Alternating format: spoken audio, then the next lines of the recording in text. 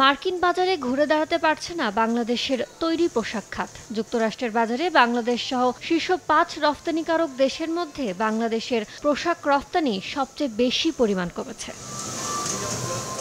US department of কমার্সের আওতাধীন office of textile and apparel অটেক্সার হালনাগাদ পরিসংখ্যান বলছে, চলতি বছরের প্রথম ৭ মাসে অর্থাৎ জানুয়ারি থেকে জুলাই পর্যন্ত মার্কিন বাজারে প্রায় $৪১০ কোটি তৈরি পোশাক রফতানি করেছে বাংলাদেশ, যা গত বছরের একই সময়ের তুলনায় ১০.২৭% কম।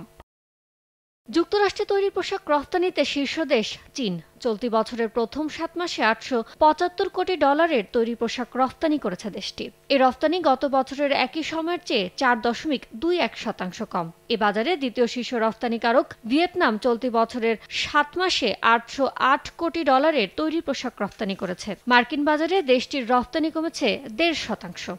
যুক্তরাষ্ট্রের বাজারে ভারত ও ইন্দোনেশিয়ার পোশাক রফতানিও কমেছে। এক্ষেত্রে ভারতের রফতানি কমেছে ২.২১% ও ইন্দোনেশিয়ার ৭.৮৬%।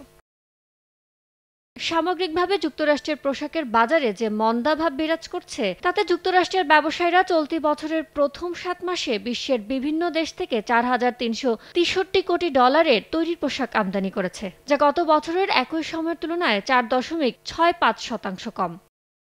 ইয়ানুস শিফাত, সময় সংবাদ।